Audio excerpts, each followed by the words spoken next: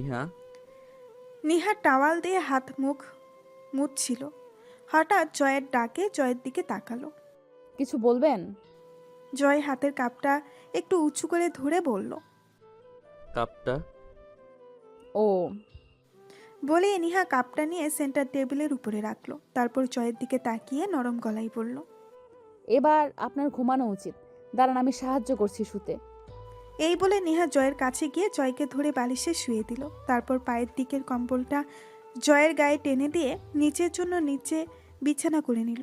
জয় কিছু বলছে না, শুধু চুপচাপ নিহার কাজগুলো নির্ভীকভাবে দেখে যাচ্ছে। নিহার কাজে যেন কোনো কমতি নেই, নিহা যেন সব কিছু খুব সুন্দরভাবেই করে। এতদিন হয়তো জয় এমন করে নিহার কাজগুলো দেখেনি বলে এসব খেয়াল করেনি, কিন্তু গত 2 দিন হসপিটালে নিহা যেভাবে ওর সব কিছু করে দিয়েছে আর এখানে এসেও করছে, সব দেখে যেন জয় অবাক। নিহা সব দিক দিয়ে এমন পারফেক্ট কেন? আর পারফেক্ট সেটা না হয় ভালো কথা, কিন্তু এতদিন কেন জয়ের চোখে পড়ল না সেটা? নিহা যখনই শুতে যাবে ঠিক তখনই জয় ডেকে উঠল। নিহা। নিহা শুতে যেও শুলো না, জয়ের দিকে প্রশ্নসূচক দৃষ্টিতে তাকিয়ে জিজ্ঞেস করলো, কিছু লাগবে আপনার? না, তাহলে? বলছিলাম যে আমি খেয়াল করলাম তুমি। আমাকে তুই করেই বলুন। আপনার মুখে আমার জন্য তুইটাই বেশি মানানসই। আপনার মুখে তুমি শুনলে কেমন যেন লাগে। টেনশন করবেন না, ভাববেন না আপনি তুই তুকারি করলে আমি আপনার সেবা না করেই চলে যাব। এতদিন যখন যাইনি, এখনো যাব না। আপনি তুই করেই বলতে পারেন। নিহার কথা শুনে আজ প্রথমবারের মতো জয়ের ভেতরটা কেঁপে উঠল। নিহার সাথে অমন ব্যবহার করে সে সত্যিই ভুল করেছে। যার জন্য এমন ব্যবহার করলো নিহার সাথে, সেই তো ওর ছিল না। জয় নিজের অনুশোচনাটা নিহার সামনে প্রকাশ করলো না, বরং রাগে রাগে ভাব নিয়ে বলল, আমার কথাটা কি শেষ করতে দিবে, নাকি নিজেই বকবক করবে? মা, না না, আমি আর কিছু বলবো না, আপনি বলুন। আমি খেয়াল করলাম তুমি 3 দিন ধরে এক কাপড় পরে আছো। হসপিটালে না হয় এক কাপড়ে ছিলে, ঠিক আছে, ওখানে থেকে না হয় বাড়িতে আসনি বলে চেঞ্জ করার সুযোগ পাওনি, কিন্তু এখানে এসেও সেম ড্রেস পরে আছো কেন? আর সেটা নিয়েই ঘুমিয়ে পড়তেছো। তোমার বাকি কাপড়গুলো কোথায়? ট্রেনে। মানে? মানে হলো, সেদিন বাবা যখন কল করে বলল আপনি অ্যাক্সিডেন্ট করে হসপিটালে আছেন, তখন তাড়াহুড়ো করে আসার সময় টেনশনে লাগেজ আনতে ভুলে গেছিলাম। সব কাপড় তো লাগেজেই ছিল, তাই 3 দিন ধরে এক কাপড় পরে আছি। তার মানে তুমি সেদিন সত্যি সত্যি চলে যেতে চেয়েছিলে? চলে যেতে চাইনি, চলে গিয়েছি। যদি না আপনার অ্যাক্সিডেন্টের খবর শুনতাম, তাহলে এখন আমি বাড়িতেই থাকতাম।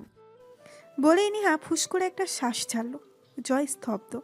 আসলে ওর বা কি বলার আছে? যেই মেয়েটাকে সেই বাড়ি ছেড়ে চলে যেতে বলেছিল, সেই মেয়েটাই কিনা তার অ্যাক্সিডেন্টের খবর শুনে ছুটে এসেছে। যাকে এত ঘৃণা করতো সে, সেই আজ ওর দেখাশোনা করবে বলে, আর প্রেপার কেয়ার করবে বলে ওকে হসপিটাল থেকে বাসায় নিয়ে এসেছে। সে কি আসলেই মানুষ? সেদিন নেহাকে এমন একটা সত্য দিয়েছিল যেটা কোনো স্বামী আজ পর্যন্ত কোনো স্ত্রীকে দিয়েছে কি না সন্দেহ আছে। সামান্য অফিসে জয়েন করতে বলেছিল বলে সোজা এই বাড়ি ছেড়ে চলে যাওয়ার প্রতিশ্রুতি। এটা শুধু ওর দ্বারাই সম্ভব। হ্যাঁ, ওর দ্বারাই সম্ভব, নয়তো এমন করে সে বলতে পারতো না কখনোই। জয়কে চুপ করে থাকতে দেখে নিহা বলল, আর কিছু বলবেন? না। যদিও নিহাকে নিচে থাকতে দেখে জয়ের ভেতরে একটা খারাপ লাগা কাজ করছে। কারণ গত 1 মাস আগেই তো নিহা বলেছিল ওর নিচে ঠান্ডা লাগে, তখন তো কম শীত ছিল না। এখন তো আরও বেশি শীত পড়ছে, এখন নিশ্চয়ই ওর আরও বেশি শীত করছে।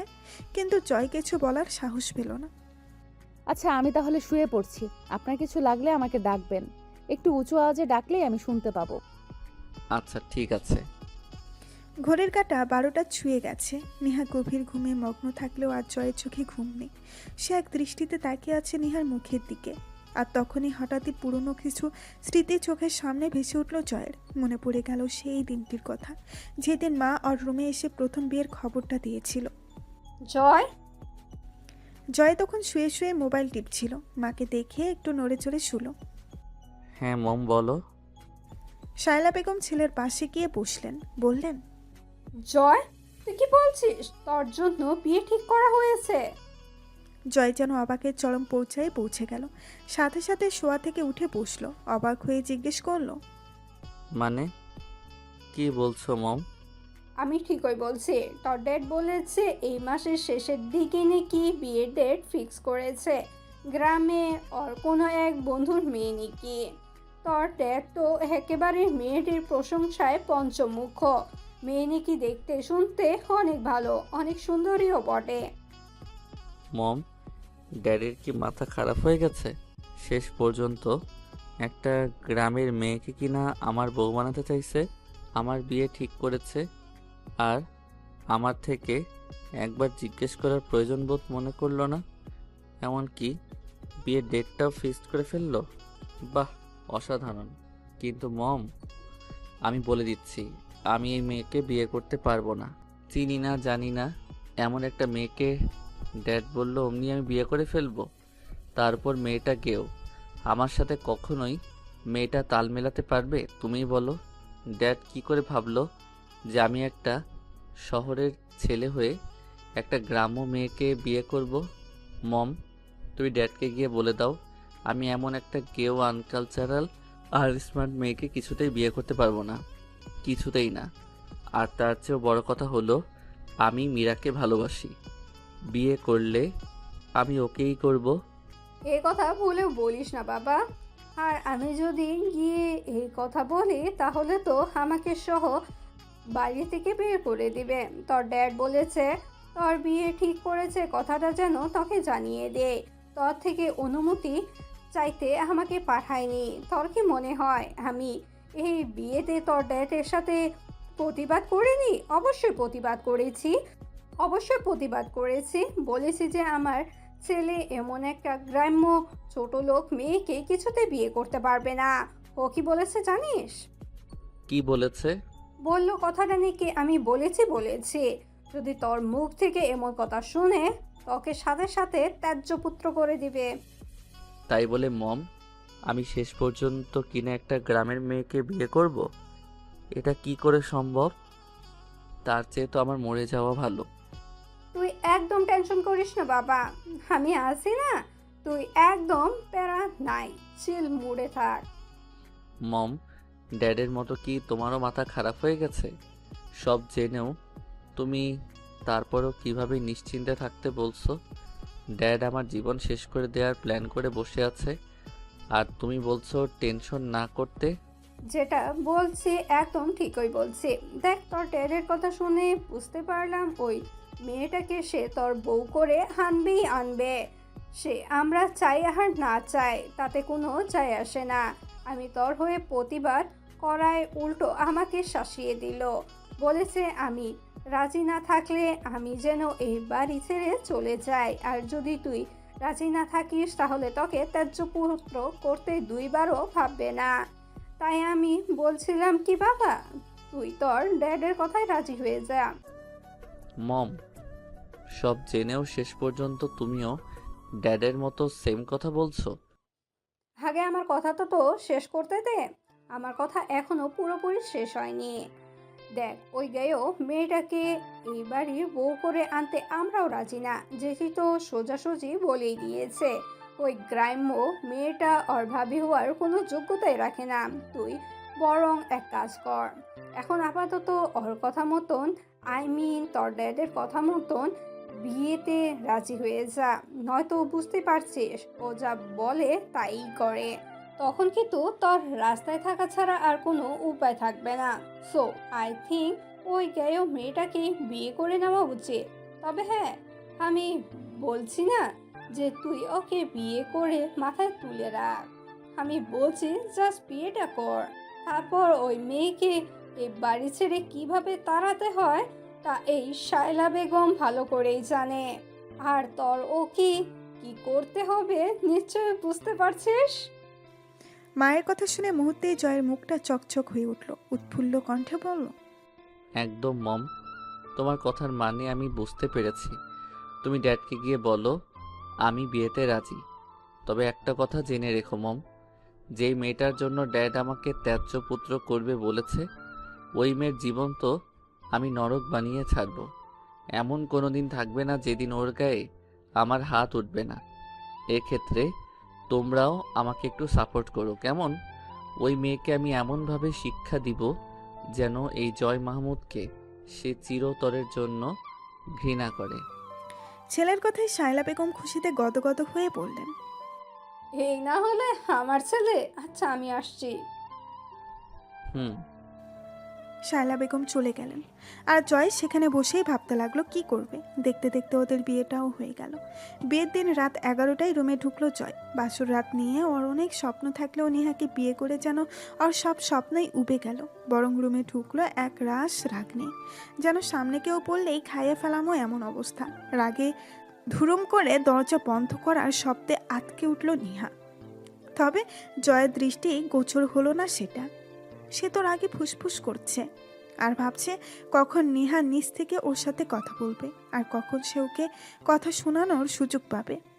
হলো তাই। জয়কে দেখে নেহা আস্তে করে খাট থেকে নেমে জয়ের সামনে গেল। তারপর কয়েক সেকেন্ড দাঁড়িয়ে থেকে যেই না ঝুঁকে জয়ের পা ধরে সালাম করতে যাবে অমনি জয় টেনে দাঁড় করিয়ে দিল ওকে। তবে সিনেমার মতো ডায়লগ দেওয়ার জন্য নয়, নেহাকে অপমান করার জন্য। কি করছিসটা কি? বিয়ের প্রথম রাতেই জয়ের মুখ থেকে এমন তুই তুকারি শুনে নেহা যেন চরম মাত্রায় অবাক হলো। তবে অবাকের ভাবটা বেশি সময় মুখে বজায় না রেখে হেসে বলল, কেন সালাম করছি? রাখ তোর সালাম। আমার শরীরে টাচ করার সাহস কি করে হয় তোর? মানে কি বলছেন কি আপনি? আপনি আমার স্বামী, আর বিয়ের রাতে প্রতিটা স্ত্রীকেই স্বামীর পা ধরে সালাম করতে হয়, এটাই তো নিয়ম। এইখানে সাহসের কথা আসছে কোথা থেকে? Shut up. কে তোর স্বামী? হ্যাঁ, আমি আমি তোর স্বামী না, আর তুইও আমার স্ত্রী না। আমি তোকে বিয়ে করেছি শুধুমাত্র ড্যাড আমাকে যেন ত্যায্য পুত্র করে না দেয় তার জন্য। ভাবিস না অন্য সব স্বামীর মতো আমিও তোকে ভালোবেসে মাথায় করে রাখবো। এটা ভেবে থাকলে ভুল করবি। আমি তোকে না ভালোবাসতে পারবো আর না স্ত্রী হিসেবে মানতে পারবো। তুই তোর মতো থাকবি আর আমি আমার মতো। আর যত তাড়াতাড়ি সম্ভব এই বাড়ি থেকে চলে যাবি, নয়তো এই জয় মাহমুদ তোকে প্রমিস করছে তুই যেভাবে আমার জীবনটা হেল করে দিয়েছিস ঠিক তেমনি আমিও তোর জীবনটা নরক বানিয়ে দেব। Mind it. এখন সর সামনে থেকে, আমি ঘুমাবো। আর হ্যাঁ, বিছানায় আসার দুঃসাহস ভুলেও করবি না, তাহলে আমার থেকে খারাপ কেউ হবে না। কথাটা মাথায় রাখবি। কথাগুলো এক নাগারে বিরতিহীনভাবে বলে জয় ওয়াশরুমে চলে গেল। এর পেছনে ফেলে রাখে গেল পাহাড় সমান প্রশ্নবিদ্ধ রমণীটাকে। নেহাকে কিছু বলার সুযোগই দিল না জয়। নেহা জয়ের কথাগুলো শুনে স্তব্ধ হয়ে দাঁড়িয়ে রইল। বিয়ের রাতে কোনো স্বামী তার স্ত্রীকে এমন কথা বলেছে কিনা নেহার জানা নেই। নেহা যেন নিজের কানকেই বিশ্বাস করাতে পারছে না। সেদিনের পর থেকেই নেহার উপর শুরু হয় জয়ের অমানসিক অত্যাচার। এমন একটা দিন বাদ রাখেনি যেদিন নেহার গায়ে হাত তোলেনি সে। পুরনো স্মৃতিগুলো চোখের সামনে ভেসে উঠতেই জয়ের ভেতরটা কেঁপে উঠল। ড্রিম লাইটের আলোতে একবার নেহার দিকে চোখ বুলিয়ে নিল। কত সুন্দর করে ঘুমাচ্ছে মেয়েটা। জয় এক দৃষ্টিতে তাকিয়ে আছে নেহার মুখের দিকে। সকালে রায়হান সাহেব নাস্তা সেরে অফিসে যাওয়ার আগে একবার জয়ের রুমে গেল। নেহা তখন জয়কে নাস্তা খাইয়ে ওষুধ খাইয়ে দিচ্ছিল। রায়হান সাহেব গড়া কাকড়ি দিয়ে প্রবেশ করে বললেন, নেহা, বাবা আপনি হাসুন না। তুই নাস্তা করেছিস মা? না বাবা, ওনাকে আগে খাইয়ে দিচ্ছি আর কি। আর আপনি তো জানেনই, ডক্টর আঙ্কেল বলেছে পৃথিবী এদিক থেকে ওদিক হয়ে গেলেও যেন ওষুধের টাইম মিস না হয়। তাই তো আপনাকে নাস্তা দিয়ে এসে আমি আর আপনার কাছে যেতে পারিনি। আমার উপর রাগ করেননি তো বাবা? আরে না রে মা, আমি কি তোর উপর রাগ করতে পারি? তুই তো আমার ঘরের লক্ষ্মী। জয় বাবা, তোর এখন কেমন লাগছে? জানি এত তাড়াতাড়ি ভালো লাগবে না, কিন্তু ভাগ্যের উপর তো কারো হাত থাকে না। ডক্টর তো আশাই ছেড়ে দিয়েছে, এখন আমার মেয়েটার উপর ভরসা। নেমা, তুই যদি কিছু একটা করতে পারে, আমি বিশ্বাস করি ডক্টর যেটা পারেনি সেটা আমার মেয়ে পারবে। কি রে মা, পারবি না আমার আশাটা পূরণ করতে? বাবা এমন করে বলছেন কেন? আমি হয়তো ডাক্তার না, তারপরও আমি আমার সাধ্যমতো চেষ্টা করছি। আপনি একদম টেনশন করবেন না, দেখবেন সব ঠিক হয়ে যাবে। সে আশায় আছি মা। I am sorry dad.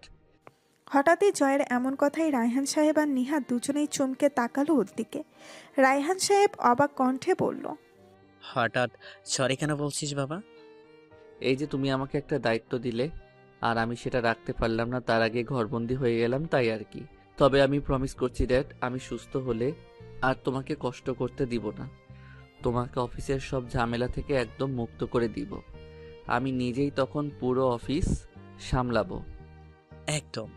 তখন তো আমি নাতি নাতনি নিয়ে খেলা করব। অফিসের দায়িত্ব পালন করব কেন? তুই অফিস সামলাবি আর আমি নাতি নাতনিদের সাথে খেলা করব। দেখেছিস? বাবার কথা শুনে সাথে সাথে জয় আর নিহা পরস্পরের মুখের দিকে তাকালো। দুজনেই যেন হতবিহ্বল হয়ে তাকিয়ে আছে। বাবার কথার প্রতি উত্তরে কি বলবে জয় জানা নেই। জয় কথা ঘুরানোর জন্য বলল, ড্যাড, তোমার দেরি হয়ে যাচ্ছে মেবি। রায়হান সাহেব হাত ঘড়িটার দিকে একবার চোখ বুলিয়ে হতাশ কণ্ঠে বললেন, তাই তো, আমার তো মনেই ছিল না তোদের সাথে কথা বলতে বলতে আমার যে দেরি হয়ে যাচ্ছে সেটা খেয়ালই নেই। আসছি আমি। সাবধানে যাবেন বাবা। আচ্ছা মা। রায়হান সাহেব চলে গেলেন। নিহা ও জয়ের জন্য আনা নাস্তার প্লেটটা নিয়ে রুম থেকে বেরিয়ে গেল। কারণ একটু আগে শ্বশুরমশাই যেটা বলেছে সেটার পর জয়ের চোখাচোখি হওয়ার সাহস নেহার নেই। লজ্জায় যেন মাটির সাথে মিশে যেতে ইচ্ছে করছে। তাই লজ্জাটা কাটাতেই রুম থেকে বেরিয়ে গেল। আর তাছাড়া সে এখনও নাস্তা করেনি। যাই হোক, পেটের ক্ষুধা তো সবারই থাকে। নিহা ফিরে আসলো খানিক বাদে, হয়তো নাস্তা সেরেই ফেলেছে। নিহা, অনেকক্ষণ ধরে তোমার ফোনটা বাজছিল, দেখো কে এতবার কল করছে। তোমার বাড়ি থেকেও তো করতে পারে। জয়ের কথা শুনে নিহা জয়ের দিকে এক পলক তাকিয়ে সেন্টার টেবিলের কাছে গিয়ে ফোনটা হাতে নিল। তারপর ফোন আনলক করে স্ক্রিনে তাকাতেই দেখলো একটা আননোন নাম্বার থেকে 8 বার কল এসেছে। নিহা একটু অবাকই হলো, কারণ ওর মোবাইলে অপরিচিত কে আবার কল করবে। এতবার কে কল করলো আবার? নাম্বারটা তো অচেনা, ব্যাক কি করব? নিজের মনে কথাগুলো আওড়াতে আওড়াতেই কল ব্যাক করলো নিহা। একবার রিং হতেই কলটা রিসিভ হলো। নিহা কিছু বলার আগেই ওপাশ থেকে একটা পুরুষ কণ্ঠ ভেসে আসলো। হ্যালো, আপনি কি নেহা বলছেন? জি, কে বলছেন? আমি কমলাপুর রেল স্টেশন থেকে নীলছা ট্রেনের অ্যাসিস্ট্যান্ট বলছি। আমাদের ট্রেনের ভেতর একটা লাগেজ পাওয়া গেছে। আমরা বুকিং লিস্ট চেক করে দেখলাম লাগেজ রাখার সিটটি আপনার ছিল, তাই আপনাকে ইনফর্ম করার জন্য কল করলাম। আপনার লাগেজ কি ট্রেনে ফেলে গিয়েছেন? হ্যাঁ হ্যাঁ, ওটা আমারই, আমি ভুল করে ফেলে এসেছি। আচ্ছা, তাহলে আপনি সময় করে এসে লাগেজটা নিয়ে যান। আমি বুকিং রুমে রাখবো আপনার লাগেজটা। আচ্ছা ঠিক আছে, আমি এখনই আসছি। বলেই কলটা কেটে দিল নিহা। লাগেজের সন্ধান পেয়ে ওর যেন খুশি আর ধরছেই না। যদিও লাগেজটা হারিয়ে গেলেও কোনো সমস্যা ছিল না, কারণ রায়হান সাহেবকে বললে লাগেজে থাকা কাপড়ের চেয়ে আরও ভালো কাপড় এনে দিত। কিন্তু লাগেজে এমন একটা জিনিস ছিল যেটা নিহার কাছে অনেক বেশি মূল্যবান। তাই লাগেজটার খবর পেয়ে এতটা খুশি লাগছে। আসলে লাগেজে ওরা জয়ের একটা কাপল পিক আছে, যেটা নিহার কাছে ওদের বিয়ের একমাত্র স্মৃতি। নিহা কল কাটতেই জয় জিজ্ঞেস করলো, কে ছিল আর তুমি কোথায় যাবে বলছিলে? নিহা জয়ের দিকে তাকালো, বলল, ওটা রেল স্টেশন থেকে কল করেছিল, আমার লাগেজটা আনতে যাওয়ার জন্য কল করেছে, তাই আমি আসছি বললাম। নিহা, তুমি সামান্য কিছু কাপড়ের জন্য লাগেজ আনতে রেল স্টেশনে যাবে আবার? তোমার যাওয়ার দরকার নেই। আমি অনলাইনে তোমার জন্য অর্ডার করে দেব কাপড়। চাইলে তুমি পছন্দ মতো অর্ডার করতে পারো। লাগেজ আনতে যাওয়ার প্রয়োজন নেই। সরি, আসলে আমি প্রথমবারের মতো আপনার একটা কথা রাখতে পারছি না, কারণ কাপড়ের থেকে অনেক মূল্যবান একটা জিনিস আছে ওই লাগেজে। আর অন্য কিছুর জন্য না হোক, ওই জিনিসটার জন্য আমাকে লাগেজটা আনতে যেতেই হবে। প্লিজ ক্ষমা করবেন, আসছি আমি। টেনশন করবেন না, আপনার কিছু প্রয়োজন হওয়ার আগেই ফিরে আসব। আচ্ছা, ড্রাইভারকে নিয়ে যেও, আর হ্যাঁ, সাবধানে যাবে, কেমন? নেহা একটু অবাকই হলো, জয় ওকে সাবধানে যেতে বলছে। তবে অত বেশি সময় ধরে না ভেবে বের হয়ে গেল, হয়তো আবার দেরি হয়ে যাবে। দেখতে দেখতে 1 মাস কেটে গেল। এই 1 মাস নেহা সারাক্ষণ শুধু জয়ের পেছনেই লেগে থেকেছে, দিন রাত জয়ের সেবা করেছে। নেহা জয়কে যেভাবে সেবা করেছে সেভাবে হয়তো অন্য কোনো মেয়েই করবে না। জয়কে খাবার খাওয়ানো, ওষুধ খাওয়ানো, এক কথায় জয়কে খাওয়ানো থেকে শুরু করে টয়লেট করানো পর্যন্ত সব নেহাই করেছে। এমনকি জয়ের মা কিংবা বোন কাউকেই করতে দেয়নি। আর গত 15 দিন ধরে তো দিনে 2 বার রুটিন করে জয়কে হাঁটিয়েছিল। নিহার অক্লান্ত পরিশ্রমের সুবাদে জয় এখন পুরোপুরি সুস্থ। নিহার অক্লান্ত পরিশ্রম সফল হয়েছে। যেখানে ডাক্তার পর্যন্ত পারবে না বলেছিল, সেখানে নিহার অক্লান্ত সেবা আর কেয়ারিংয়ে জয় পুরোপুরি সুস্থ হয়ে উঠেছে। নিহার সেবায় জয় সুস্থ হলেও তবে এখনও হাঁটতে একটু প্রবলেম হয়, যেটা ডক্টর বলেছে শীঘ্রই ঠিক হয়ে যাবে। এমন নয় যে একেবারে হাঁটতে পারবে না, হাঁটতে পারে, তবে একটানা বেশি সময় ধরে হাঁটতে পারে না, এই আর কি। ডক্টর তো রীতিমতো অবাক, যেটা ওনারা পারবে না মনে করেছিলেন সেটা কিনা একটা সাধারণ মেয়ে করে দেখালো। তবে একটা কথা না বললেই নয়, আর সেটা হলো জয়ের পিছনে এত সময় ব্যয় করার পরেও ঘরের একটা কাজও বাদ দেয় না নিহা। একদিকে জয়কে সামলানো, অন্যদিকে ঘরের কাজ সামলানো, নিহা যেন একাই 100। ঋতু তো নিহাকে দেখে দেখে অবাক হয়, কিভাবে এত কাজ করতে পারে নিহা। নিহা খেয়াল করেছে জয় অ্যাক্সিডেন্টের পর থেকে ওর সাথে খুব ভালো ব্যবহার করে, তেমন আগের মতো তুই তুকারিও করে না, সব সময় সম্মান দিয়ে কথা বলে, আর নিজের কাজকর্মের দ্বারা বোঝায় যে সে আগের দিনগুলোর করা আচরণের জন্য অনেক বেশি অনুতপ্ত। জয়কে এমন অক্লান্ত সেবা করায় রায়হান সাহেবের নিহার প্রতি অনেক বেশি খুশি। উনি জানতেন নিহা জয়কে ঠিক সুস্থ করে তুলবে, তবে উনি ভাবতে পারেনি 1 মাসের মধ্যেই জয় সুস্থ হয়ে উঠবে। তবে এত কিছুর পরেও শায়লা বেগম আর জেসির মনে নিহার জন্য কোনো ফিলিংসই তৈরি হলো না। আসলে কথাই আছে না, কিছু লোক কখনো শুধরাবার নয়। শায়লা বেগম আর জেসিও ঠিক তেমনই। ওদের চোখে নিহা এত সেবার কেয়ারিংগুলো পড়ল না, শুধু বলল নিহার জন্যই জয়ের এমন অবস্থা হওয়ার বিষয়টা, যেখানে নিহার কোনো দোষই নেই। এমনকি ডাক্তার পর্যন্ত জয়ের সুস্থ হওয়া দেখে নিহার সেবার প্রশংসা করেছে। কিন্তু শায়লা বেগম আর জেসি সেটা মানতে নারাজ। ওদের মনে হয় যে নিহার সেবাই নয়, বরং ওষুধেই জয় সুস্থ হয়েছে। ওদের ক্ষেত্রে আসলে একটা কথাই প্রযোজ্য, কুত্তার লেজ কখনো সোজা হওয়ার নয়। জয়ের অ্যাক্সিডেন্টের খবর শুনে এরই মাঝে একদিন নিহার বাবা মা এসে দেখে গেলেন, তবে ওনারা রাতে থাকেননি, সকালে এসে বিকেলেই চলে গেছে। কারণ নিহার বাবা চাননি ওনার মেয়ের কষ্টের মধ্যে আর কষ্ট দিতে। যতক্ষণ ছিল ততক্ষণ সময়ের মধ্যে রফিক সাহেবের বোঝা হয়ে গেছে নিহার উপর দিয়ে কী যাচ্ছে। কারণ নিহাকে সারাটা দিন জয়ের পিছনে ব্যয় করতে হয়, তাই উনি ভাবলেন হয়তো ওনারা থাকলে নিহার আর এই বাড়ির সবার আরও কষ্ট হবে, তাই আর রাতটা থাকেননি। প্রতিদিনের মতো রাতে সবাই ডাইনিংয়ে খাবার খেতে বসেছে। প্রতিদিনে জয়ের জন্য খাবার রুমে নিয়ে যেতে হলেও আজ নিতে হলো না, কারণ আজ জয়ের ডাইনিংয়ে এসেছে। এতদিন জয় ডাইনিংয়ে আসতে চাইলেও নিহার জন্য আসতে পারেনি, আর নিহার কথাই সঙ্গ দিলে বাবাও, কিন্তু আজ আর কারো কথাই শুনল না। নিহা ওর জন্য রুমে খাবার নিয়ে যাওয়ার আগেই জয় ডাইনিংয়ে এসে হাজির। নিহা মূলত সবার জন্যই ডাইনিংয়ে খাবার সাজিয়ে রেখে তারপরে জয়ের জন্য রুমে খাবার নিয়ে যায়, কিন্তু আজ আর সেটা হলো না। ডাইনিংয়ে খাবার সাজানো হয়নি, তার আগেই জয় চলে এসেছে। এখনও ডাইনিংয়ে কেউ আসেনি, শুধু নিহা আর ঋতুই কিচেন থেকে তরকারির বাটিগুলো এনে ডাইনিংয়ে রাখছিল। হঠাৎ একটা তরকারির বাটি নিয়ে সে টেবিলের উপর রাখতেই নিহার চোখ গেল টেবিলের একদম শেষের দিকে চেয়ারে বসে থাকা জয়ের উপর। নিহা অবাক হলো না, বরং ও জানতো জয় বেশি দিন ওর কথা শুনে বসে থাকবে না, তাই জয়কে খাবার টেবিলে দেখে একটুও অবাক হলো না, শুধু বলল, আপনি কষ্ট করে এখানে আসতে গেলেন কেন? একটু পরে তো আমি খাবার রুমে নিয়ে যেতাম। জয় এতক্ষণ টেবিলে রাখা সবগুলো তরকারি বাটির দিকে দেখছিল। নিহার কথা শুনে এখন তরকারির বাটি থেকে চোখ সরিয়ে নিহার দিকে তাকালো। সাথে সাথে নিহা জয়ের দিক থেকে স্থির দৃষ্টিটা সরিয়ে নিচের দিকে তাকালো। গুটিসুটি হয়ে দাঁড়িয়ে আমতা আমতা গলায় বলল, না মানে আসলে আপনি তো এখনো বেশি হাঁটতে পারেন না, তাই আর কি। জয় নিহার কণ্ঠস্বর শুনে অবাক হলো। গত 1 মাস ধরে নিহার সাথে সে এত সহজ হওয়ার চেষ্টা করেছে, আর নেহা কিনা এখনও ওকে ভয় পায়। আচ্ছা, ওকে কি জয় খেয়ে ফেলবে নাকি? জয় যতই ওর সাথে ফ্রি হওয়ার চেষ্টা করছে, নিহা ততই ভয় পেয়ে ওর থেকে নিজেকে গুটিয়ে রাখে। জয় নিহার একটা কাজ দেখে খুবই অবাক হয়, আর সেটা হলো নেহা ওকে গত 1 মাস ধরে এমন আপন করে সেবা করেছে ঠিকই, কিন্তু যতবারই জয়ের সামনে সে কথা বলে প্রতিবারই যেন অনেক সংকোচ, ভয় আর জড়তা নিয়ে কথা বলে। নিহার আচরণ দেখে মনে হয় যেন জয় ওকে অসুস্থ অবস্থায় কোনো ভুল হলে গায়ে হাত তুলতে ভুলবে না, আর এই বিষয়টা জয় নিহার থেকে দূর করতে চাইছে। জয় চায় নিহা ওর সাথে ফ্রেন্ডলি কথা বলুক। অবশ্য নিহা ভয়ের কারণ শুধুমাত্র জয় নিজেই, আর সেটা জয় নিজেও মানে। গত 14টা মাস জয় নিহার প্রতি যে অত্যাচারটা করেছে, নিহা এতে জয়কে ভয় পাওয়াটাই স্বাভাবিক। নেহাকে এমন ভয় মিশ্রিত গলায় কথা বলতে দেখে জয়ের খুব রাগ হলেও মুখে প্রকাশ করলো না সেটা। বরং হেসে বলল, অনেক দিনই তো সবার সাথে খাওয়া হয় না, তাই ভাবলাম আজ না হয় সবার সাথেই খেতে বসি। ওই তো ড্যাড আর মমরাও আসছে, খাবার দাও তো। জয়ের কথায় নিহা তাকিয়ে দেখলো সত্যি সত্যি ওরা সবাই আসছে, কারণ আর 2 মিনিট বাকি আছে 10টা বাজার। ডাইনিংয়ের কাছে আসতেই জয়কে এখানে দেখে ওরা তিনজনেই অবাক হলো, তবে খুশিও হলো বেশ। রায়হান সাহেব চেয়ার টেনে বসতে বসতে বললেন, কি রে বাবা, তোকে না আর কদিন না হাঁটতে বলেছি, এখানে আসতে গেলি কেন?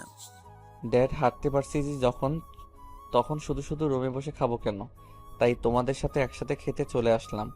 ভালো করেছি না? একদম ভালো করেছিস বাবা। কতদিন হলো তোর সাথে বসে খাই না, আজ তোর সাথে বসে খেতে পারবো ভাবতে খুশি লাগছে। হ্যাঁ রে ভাইয়া, ভালো করেছিস, ডাইনিংয়ে চলে এসেছিস। তোকে এতদিন পর এখানে দেখে কত খুশি লাগছে। জয় মা বোন দুজনের কথা শুনে তাচ্ছিল্য হাসলো, কারণ যেই মা ছেলেকে ঘরে অসুস্থ রেখে বাইরে গিয়ে সময় কাটাতে পারে, যেই বোনের কাছে অসুস্থ ভাইয়ের থেকে বন্ধু বান্ধব বেশি গুরুত্বপূর্ণ হতে পারে, তাদের কথা শুনে তাচ্ছিল্য হাসি আসাটাই স্বাভাবিক। জয়ের এতটুকু বোঝা হয়ে গেছে ওর মা অন্য 10টা মায়ের মতো না। ওর মায়ের কাছে স্বামী, ছেলে মেয়ে, সংসার এসবের চেয়ে পার্টি, ক্লাব এসবই বেশি ইম্পর্ট্যান্ট। আর নিহা, যাকে সে মা বোনের কথায় রোজ কথা শুনিয়েছে, রোজ কোনো না কোনো বায়না খুঁজে মারধর করেছে, সেই নিহাই ওকে আজ সুস্থ করে তুলেছে। খাবার টেবিলে সবার যখন খাবার খেতে ব্যস্ত, তখনই জয়ের চোখ গেল টেবিলের একপাশে দাঁড়িয়ে থাকা নিহার দিকে। হয়তো কারো কিছু লাগবে কিনা সেটাই দেখছে নিহা। জয় তখনও খাবার মুখে দেয়নি, হঠাৎই সবার দিকে একবার তাকিয়ে নিহাকে ডাক দিল। নিহা, ওখানে দাঁড়িয়ে আছো কেন? আম, না, আসলে কারোর কিছু লাগবে কি না সেটাই দেখছিলাম। কেন, আপনার কি কিছু লাগবে? আমার কথা ছাড়ো, তুমি ডিনার করবে না? হ্যাঁ, করব তো। আপনারা খেয়ে নিন, আমি আর ঋতু পরে খেয়ে নিব। পরে কেন? এখন আমাদের সাথে কেন নয়? জয়ের সাথে এবার রায়হান সাহেবও তাল মিলালেন। হ্যাঁ বাবা, এখন তুই বল। আমি তো রোজ বলতে বলতে ক্লান্ত হয়ে গেছি, এখন তুই বলে দেখ, তোর কথা যদি শোনে আর কি। আমরা সবাই খাবো, আর ও নাকি পরে খাবে। প্রতিদিন বলে আমাদের সাথে বসে খেয়ে নে, কিন্তু কে শোনে কার কথা? নিহা, জলদি খেতে বসো। প্রতিদিন তো সবার পরেই খাই। আপনারা খেয়ে নিন, আমার জন্য চিন্তা করতে হবে না। আপনার ওষুধের টাইমের দেরি হয়ে যাচ্ছে, তাড়াতাড়ি খাওয়া শেষ করুন। আমি জানি আমার ওষুধের টাইম দেরি হয়ে যাবে, আগে তুমি সহ বসে একসাথে খেয়ে নাও, তারপর বাকি সব দেখা যাবে। বললাম তো আমি পরে খেয়ে নিব, আপনি খেয়ে নিন। তুমি কি চাও আমি এতটুকুতে ওষুধ খাওয়া বন্ধ করে দেই? যদি আমাদের সাথে খেতে না বসেছো, তো তাহলে দেখবে আজ থেকে আমি আর কোনো ওষুধ খাবো না। এখন ডিসিশন তোমার, দ্রুত ডিসাইড করো কি করবে। জয়ের কথা শুনে রায়হান সাহেব খুশি হলেও শায়লা বেগম তেলে বেগুনে জ্বলে উঠলেন। রায়হান সাহেব জানেন ওনার ছেলে শুধুমাত্র নেহাকে ওদের সাথে বসানোর জন্যই ওষুধ না খাওয়ার কথা বলেছে, কিন্তু জয়ের এত আদিক্ষাতে শায়লা বেগমের সহ্য হলো না। শায়লা বেগম ঝাঁঝালো কণ্ঠে বললেন, জয়, তোর কি মাথাটা খারাপ হয়ে গেছে নাকি? ও খাচ্ছে না বলে কি তুই ঔষধ খাওয়া বন্ধ করে দিবি? ও তো একেবারে খাবে না বলছে না, ও তো বলেছে পরে খেয়ে নিবে। তারপরে এত জোরাজোরি করার কি আছে? বুঝলাম না বাবা। জয়ের মায়ের কথাই কোনো রকম কর্ণপাত করলো না, বরং না শোনার ভান করে নেহাকে উদ্দেশ্য করে বলল, কি হলো, এখনো দাঁড়িয়ে আছো কেন? বসো। ভাবি দাঁড়ায় আসো কেন? ভাইজান এত করে বলতেছে যখন বইসা যাও না। ঋতুর কথা শুনে নিহা বলল, কিন্তু তুমি তো একা। আরে আমার কথা রাহো তো, তুমি বইসা যাও, আমি পরে খাইয়া নেমনে। নিহা আর কোনো উপায় না পেয়ে শ্বশুরের পাশে একটা চেয়ার টেনে বসতে চাইল, কিন্তু বসার আগেই জয় আবারও বাত সাধল। ওখানে নয়, এখানে এসো, বড়জনদের পাশে বসতে নেই, জানো না? জয় আসলে নিহাকে ওর পাশে বসানোর জন্যই বলেছে কথাটা। সে চায় নিহা ওর পাশে এসে বসুক, সবার সামনে কিভাবে বলবে কথাটা, তাই এটা বলল। নিহাও অগত্যা জয়ের কথা মান্য করে জয়ের পাশে চেয়ারে এসে বসে পড়ল। এই না হলে আমার ছেলে, আমি গর্বিত। তুই এতদিনে একটা আমার মনের মতন একটা কাজ করেছিস জয়। বাবার কথাই জয় মুস্কি হেসে খাওয়ায় মনোযোগ দিল। তবে জয় খাবার খাচ্ছে ঠিকই, কিন্তু চোখ দুটো এক দৃষ্টিতে চেয়ে আছে নিহার দিকে। নিহা প্লেটে মাত্র 1 চামচ ভাত নিয়েছে। তারপর সবার দিকে এক নজর তাকিয়ে যেই না সবজির বাটিতে হাত দিতে যাবে, অমনি জয় বাধা দিল। নিহা, হুম, একদম হাত দিবে নয় বাটিতে। নিহা অবাক হয়ে জিজ্ঞেস করলো। জয় কিছু না বলেই নিহার প্লেটে 1 চামচ গরুর মাংস আর একটা চিকেন তুলে দিল। নিহা ভয়ে ভয়ে শায়লা বেগমের দিকে তাকালো, যেটা ভেবেছে সেটাই ঠিক। শায়লা বেগম রাগে চোখ করে তাকিয়ে আছে ওর দিকে, আর চোখের ইশারায় কিছু বুঝাচ্ছে হয়তো, কিন্তু নিহা বুঝতে পারছে না। তবে নিহা শিওর যে শাশুড়ির রাগের একমাত্র কারণ হলো জয় ওর প্লেটে গরুর মাংস আর চিকেন তুলে দেওয়া। নিহা সাথে সাথে চোখ সরিয়ে জয়ের দিকে তাকালো, আমতা আমতা গলায় বলে উঠল, কি করছেন কি আপনি? আমি গরুর মাংস খাই না তো, আর তাছাড়া মুরগির গোশত আমার খেতে ভালো লাগে না। আমি সবজি দিয়েই খেয়ে নেব। বলেই যেই না প্লেট থেকে মাংসগুলো তুলে রাখতে যাবে, অমনি জয় আবারও বাধা দিল। নিহা, ভুলেও ওসব তুলে রাখার দুঃসাহস করবে না, তাহলে কিন্তু ভালো হবে না। খাওয়ার সময় এদিক সেদিক না তাকিয়ে প্লেটের দিকে তাকিয়ে খাও। আশেপাশে অনেকেই আছে যারা চোখ দিয়ে মানুষকে অনেক কিছু বোঝায়।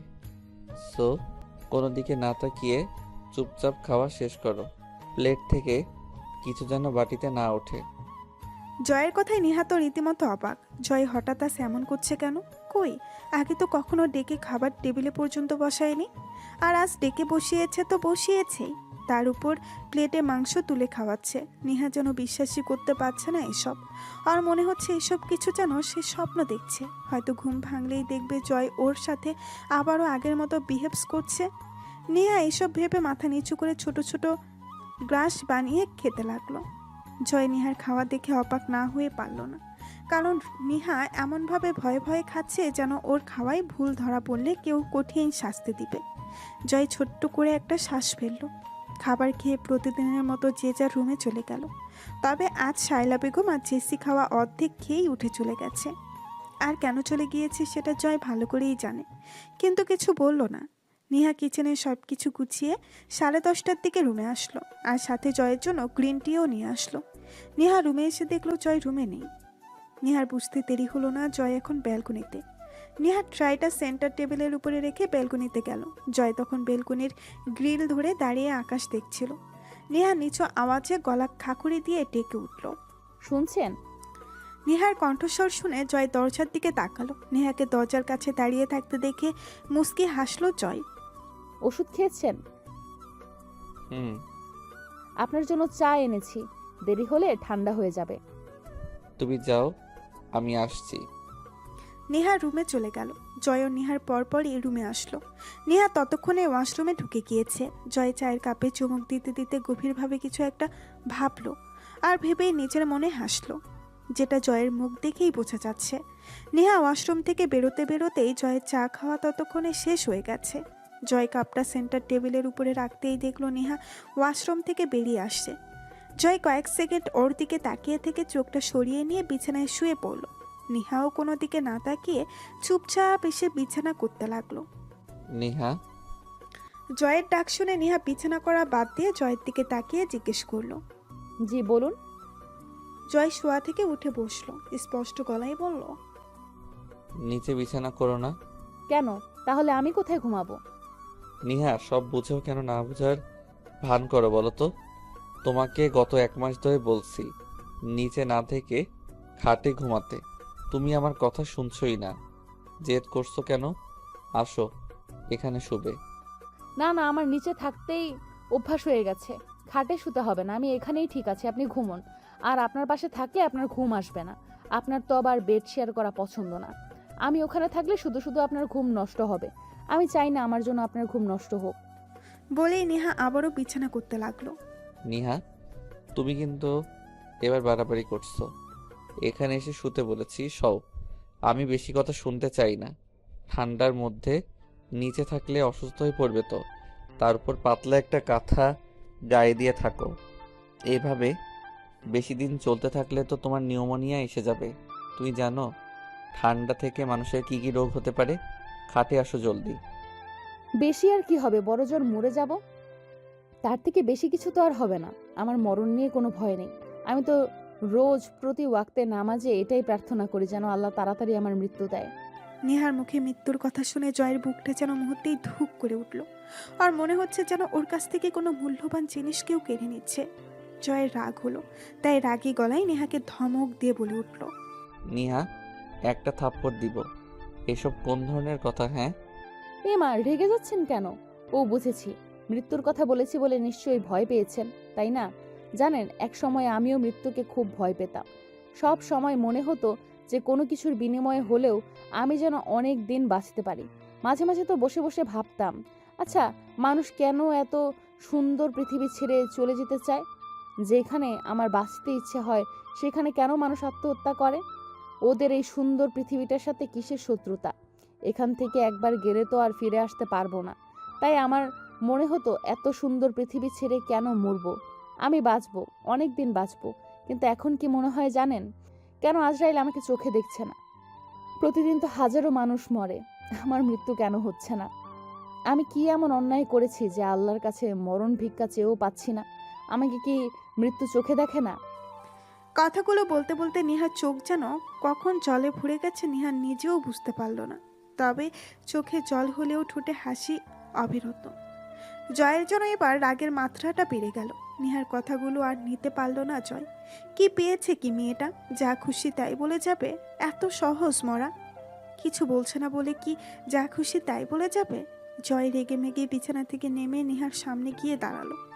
নিহার হাত থেকে বালিশটা নিয়ে বিছানায় ছুঁড়ে মেরে নেহাকে নিচের দিকে ঘুরালো।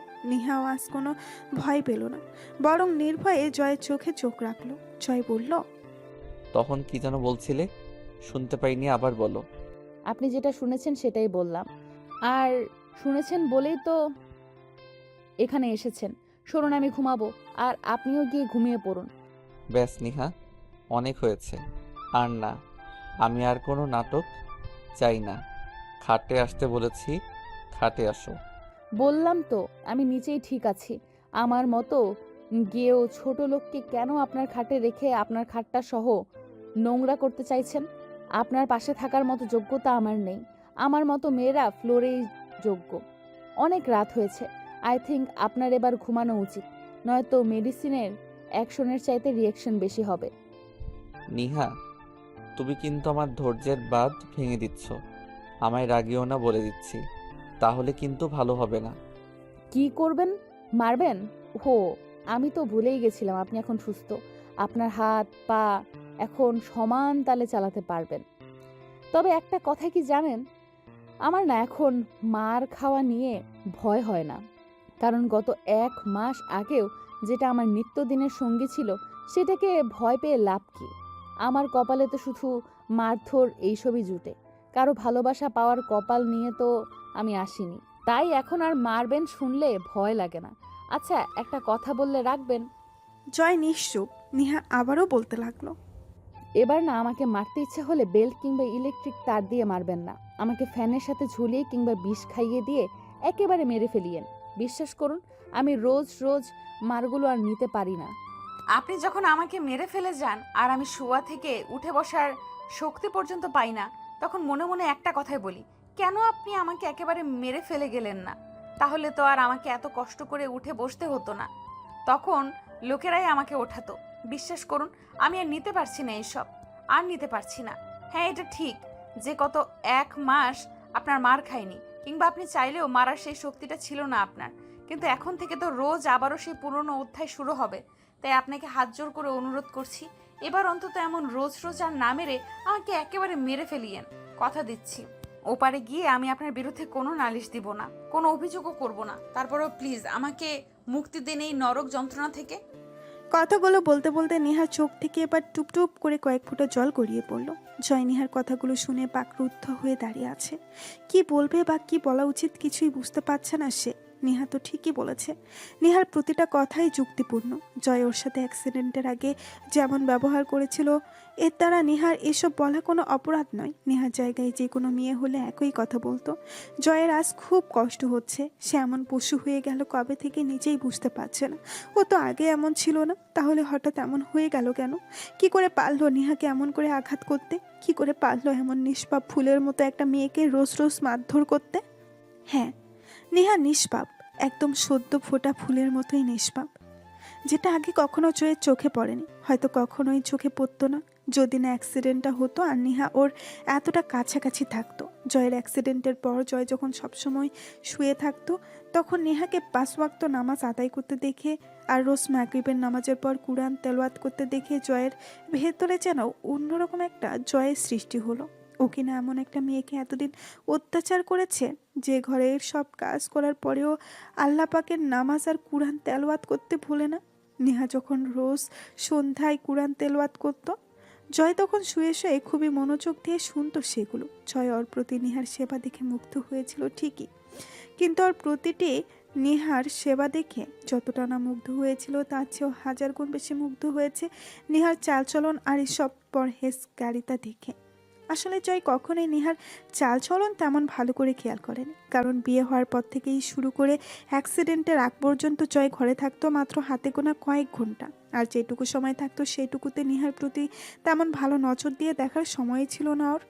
সবসময় অনুসন্ধানী চোখে তাকাতো নেহার দিকে, যাতে পদে পদে নেহার দোষ ধরতে পারে আর নেহাকে মারধর করতে পারে। কিন্তু অ্যাক্সিডেন্টের পর থেকে নেহার প্রতি জয়ের দৃষ্টি পুরোপুরি চেঞ্জ হয়ে যায়। আসলে হসপিটালে থাকাকালীন 3 দিন জয় বুঝে গিয়েছে নেহা ওকে কতটা ভালোবাসে, কারণ হসপিটালে থাকাকালীন সময়গুলোতে নেহা যেভাবে পাগলের মতো ছুটাছুটি করেছে আর জয়ের কেয়ার করেছে, তাতে যে কেউ দেখলে বিনা দ্বিধায় বলবে যে নেহার থেকে বেশি জয়কে কেউ ভালোবাসতেই পারে না। আর তখন থেকেই নেহার প্রতি জয়ের দৃষ্টিভঙ্গি পাল্টায়। তারপর বাড়িতে আসার পর যখন সবসময় নেহা ওর কাছাকাছি থাকছিল আর নেহার সব কিছু অত কাছ থেকে দেখলো, তখন থেকে নেহার প্রতি জয়ের দৃষ্টিভঙ্গি চেঞ্জ হওয়ার পাশাপাশি একটা ভালো লাগাও জন্মায়, যেটা আস্তে আস্তে ভালোবাসাই রূপ নেয়। হ্যাঁ, জয় নেহাকে ভালোবেসে ফেলেছে, এতটাই ভালোবেসে ফেলেছে যে নেহার মুখে সামান্য মৃত্যুর কথা শুনে জয়ের মনে হয়েছিল পুরো পৃথিবীটা এক মুহূর্তের জন্য শূন্য হয়ে গেছে ওর। তাই তো আর চুপ থাকতে না পেরে নেহাকে ধমক দিয়েছিল, কিন্তু নেহার পরবর্তী কথাগুলো শুনে জয় যেন নিস্তেজ হয়ে গেল একেবারে। এতক্ষণ নেহার প্রতি যা রাগ হয়েছিল সব যেন উবে গিয়ে একরাশ অপরাধ বোধ ঘিরে ধরল জয়কে। জয় এবার করুণ গলায় বলল, প্লিজ নিহা, আমাকে ক্ষমা করে দাও। আমি জানি আমি অন্যায় করেছি, না বুঝে তোমাকে অনেক কষ্ট দিয়েছি। জানি আমার অপরাধের ক্ষমা হবে না, বাট তারপরেও বলছি প্লিজ ক্ষমা করে দাও আমায়।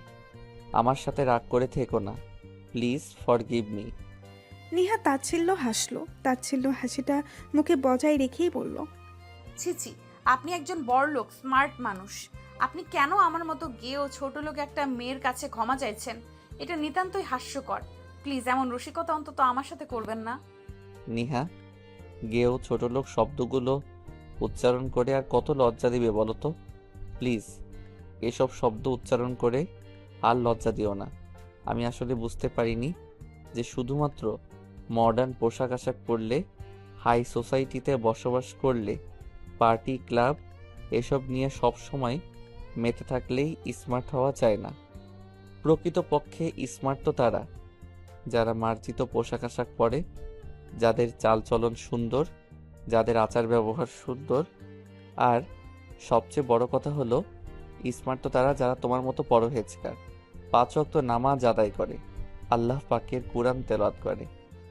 একটা কথা কি জানো তো নিহা, আসলে আমি ছোট থেকেই শহরে বড় হয়েছি, যার কারণে শহরের মেয়েদের আধুনিকতার নামে নোংরা পোশাক আশাক, অশালীন চলাফেরা আর অতিরিক্ত বেহায়াপনাগুলো দেখে মনে করেছিলাম এটাই হয়তো মডার্ন লাইফ, এটাকেই হয়তো আধুনিকতা বলে। বাট আমি ভুল ছিলাম।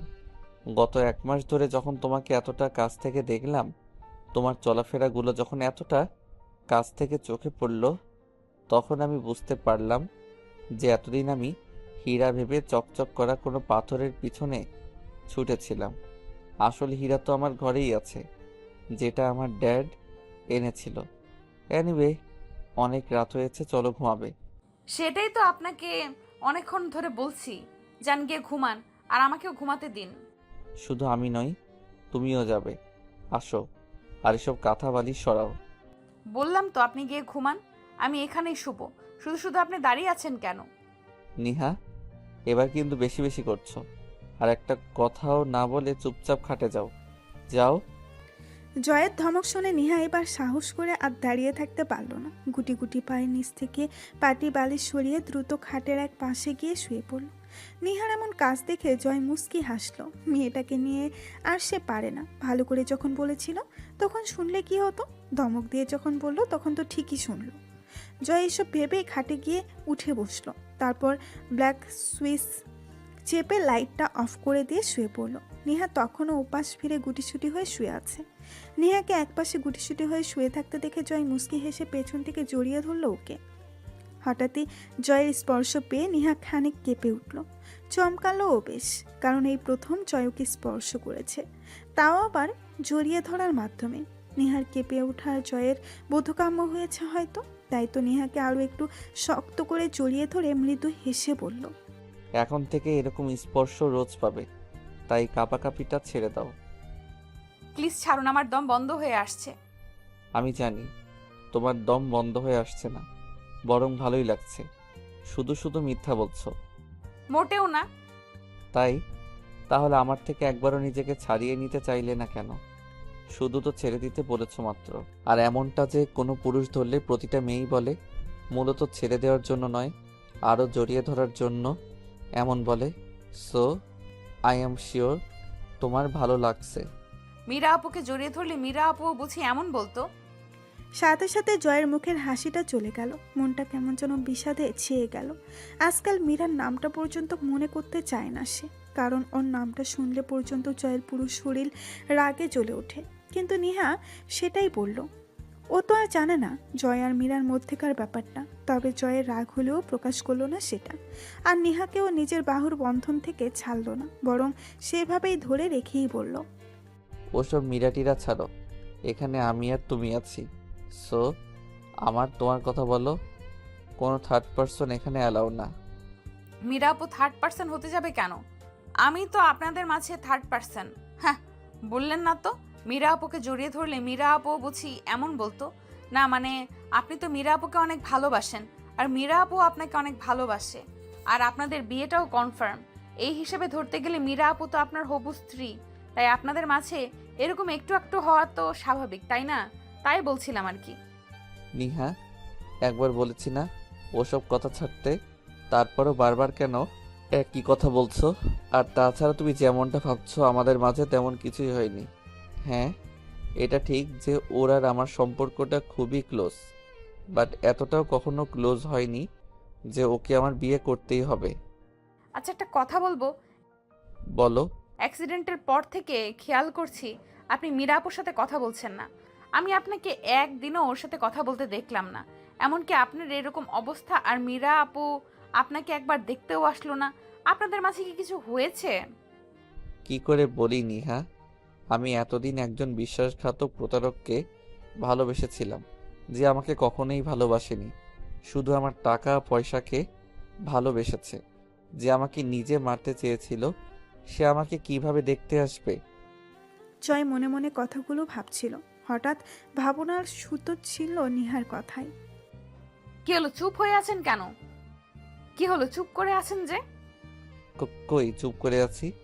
ভাবছিলাম। কি ভাবছিলেন? ভাবছিলাম এই পৃথিবীতে কত রকমের মানুষ আছে, তাই না? কেউ কাঁদে ভালোবাসার নেশায়, আবার কেউ বা কাঁদে এক মুঠো ভাতের আশায়। কেউ মন ভেঙে খুশি, তো আবার কেউ ভালোবেসে অসুখী। আসলেই এই শহরের মানুষগুলো খুবই অদ্ভুত। তুমি যার পথ চেয়ে বসে থাকবে, সে অন্য কারো হাত ধরে পথ চলবে। তুমি যার কথা ভেবে মাঝরাতে বালিশ ভিজাবে, সে অন্য কাউকে নিয়ে স্বপ্ন দেখবে। হ্যাঁ, সত্যি আজও আমরা মানুষ চিনতে পারি না, তাই না? কথাগুলো বলতেই জয়ের ভেতর থেকে আপনা আপনি একটা দীর্ঘশ্বাস বেরিয়ে আসলো। নেহা কোনো প্রত্যুত্তর করতে পারল না, কারণ জয়ের কথাগুলো শুনে নেহার নিজেরই খারাপ লাগছে। জয়ের কথাগুলোর মাঝে কোথাও যেন সে নিজেকে খুঁজে পাচ্ছে। নেহা জানে না জয় কেন কথাগুলো বলছে, কিন্তু কথাগুলো তো একটাও মিথ্যা না। আসলেই তো এই শহরের মানুষ চেনা বড় দায়। যাকে দিনের পর দিন বিশ্বাস করবে সে তোমাকে ধোঁকা দিবে, আর যাকে দিনের পর দিন ভালোবেসে যাবে সে তোমাকে ঠকাবে। নেহার কেন যেন আর কোনো প্রশ্ন করতে কিংবা কথা বলতে ইচ্ছে হলো না। হয়তো চোখে ঘুম ভর করেছে বলে, তাই কোনো কথা না বলে চুপ করে রইল। আর কয়েক মিনিটের মধ্যে ঘুমও এসে গেল। নিহাকে চুপ করে থাকতে দেখে জয় একবার মাথাটা একটু উঁচু করে নিহার মুখের দিকে তাকালো। ড্রিম লাইটের আলোতে নিহার ফর্সা মুখটা স্পষ্ট দেখা যাচ্ছে। জয়ের বুঝতে দেরি হলো না, নিহা ঘুমিয়ে পড়েছে। জয় মুস্কি হেসে নিহার কপালের এক পাশে একটা ভালোবাসার পরশ এঁকে দিল। তারপর আরও কিছু সময় নিহার ঘুমন্ত চেহারার দিকে তাকিয়ে থেকে আস্তে করে শুয়ে পড়ল। এরপর নিহাকে শক্ত হাতের বন্ধনে আবদ্ধ করে নিয়ে পরম আবেশে চোখ বন্ধ করলো সে। পরের দিন সকালবেলা আজ জয়ের ঘুমটা নিহার আগেই ভেঙে গেল। ঘুম ভেঙে চোখ খুলে তাকাতেই নিহাকে নিজের সাথে ল্যাপটানো অবস্থায় দেখে মুখে আনন্দের হাসি ফুটল জয়ের। নিহা এখনো গভীর ঘুমে মগ্ন। জয় ঘড়ির দিকে একবার চোখ বুলিয়ে নিল। ঘড়ির কাঁটা 7টা ছুঁই ছুঁই। যদিও প্রতিদিন নিহা এত সময় ধরে ঘুমে থাকে না, আর কারণটা জয়ের অজানা নয়। সে জানে নিহা কেন সকাল সকাল উঠে যায়। মূলত সে এটা নিয়ে নিহাকে মারধর করত বলেই নিহা ভোরে ঘুম থেকে উঠে যেত। কিন্তু জয়ের অ্যাক্সিডেন্টের পর তো জয় নিজেই বলেছে নিহাকে ভোরে না উঠতে, তবুও নিহা জয়ের কথা উপেক্ষা করে ভোরেই উঠে যেত।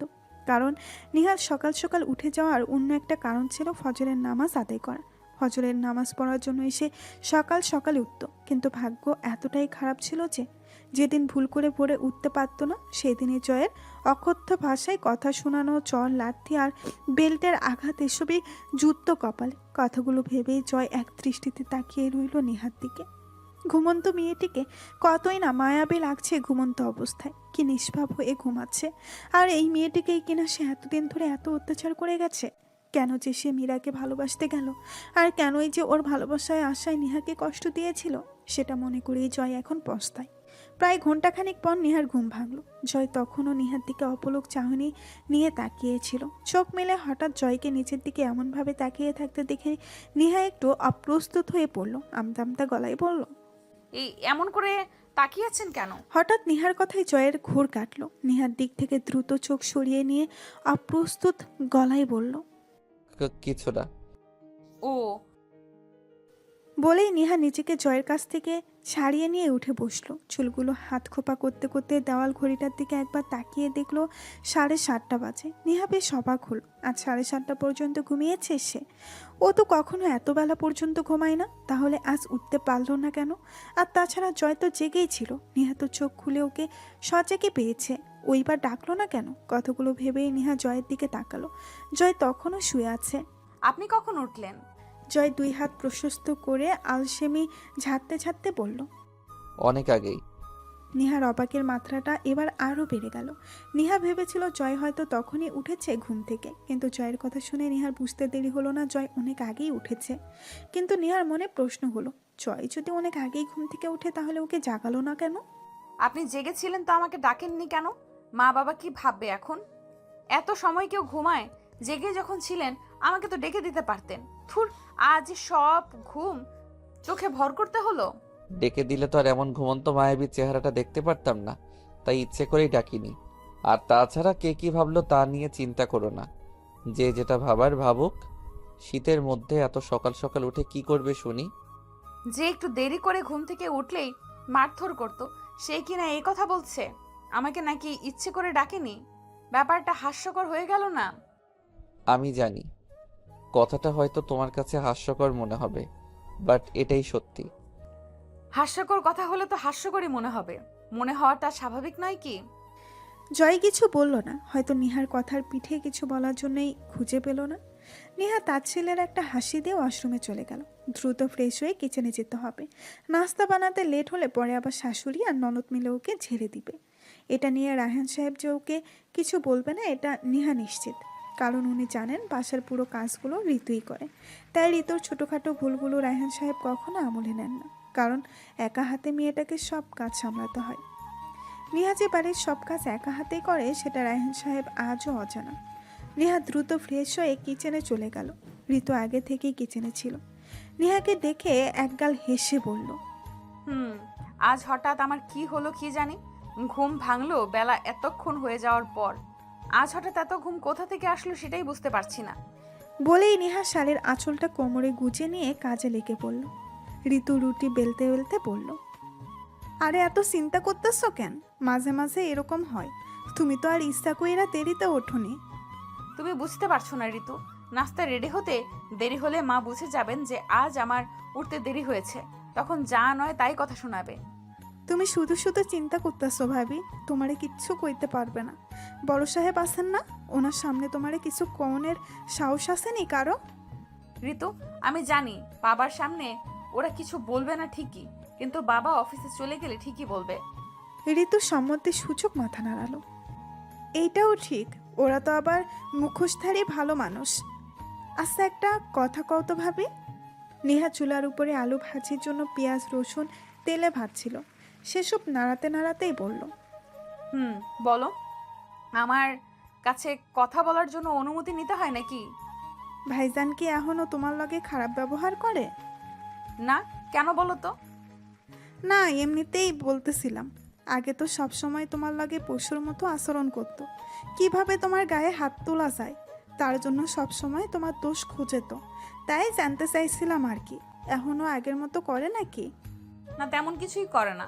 আমার মনে হয় উনি নিজের ভুল বুঝতে পেরেছেন। নেহা কিছু একটা ভেবে ছোট্ট একটা শ্বাস ফেলে বলল, বাদ দাও এইসব কথা, তাড়াতাড়ি করো, নয়তো বাবা না খেয়ে অফিসে চলে যাবে। এদিকে রায়হান সাহেব আর শায়লা বেগম সিঁড়ি দিয়ে টুকটাক কথা বলতে বলতে নামছিলেন।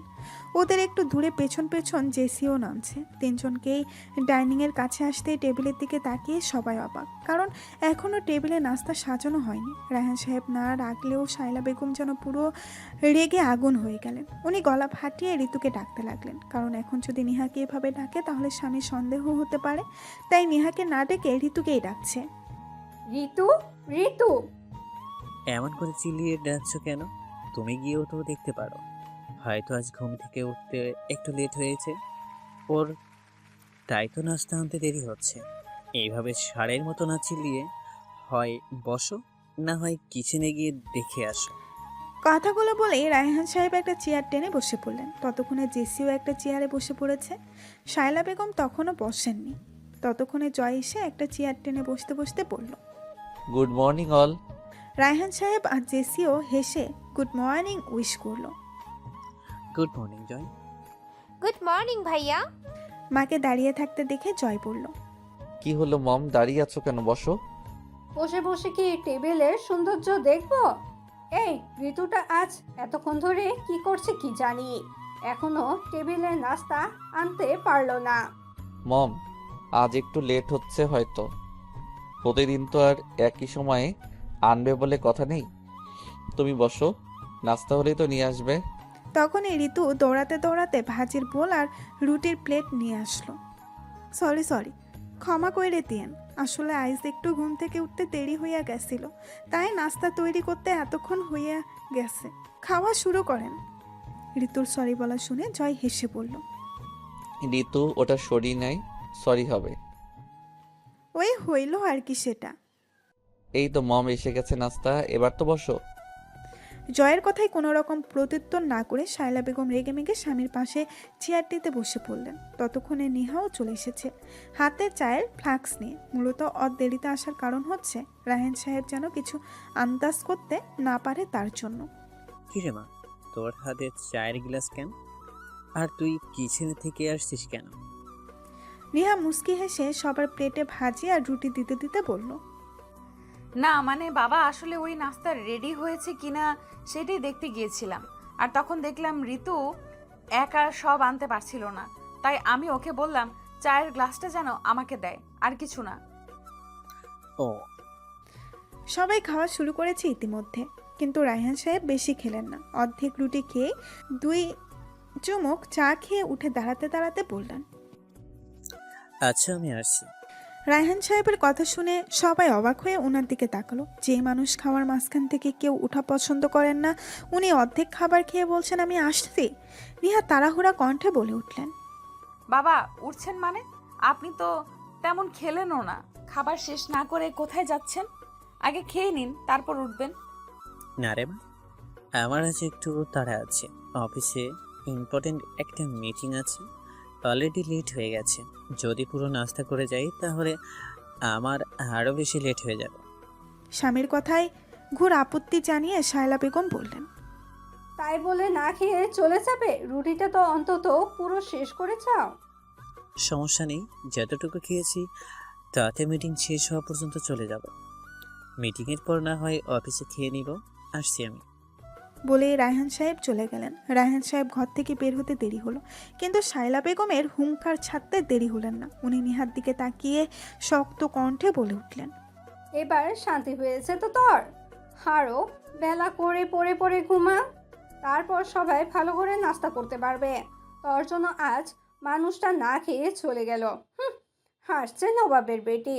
তোর বাবা মা কি এটাও শিখায়নি যে শ্বশুরবাড়িতে বেলা করে ঘুমাতে নেই, নাকি সেটাও শিখায়নি? অবশ্য শিখাবেই বা কি করে? শিক্ষা থাকলেই তো শিখাবে। গেয়েও ছোট লোক থাকার।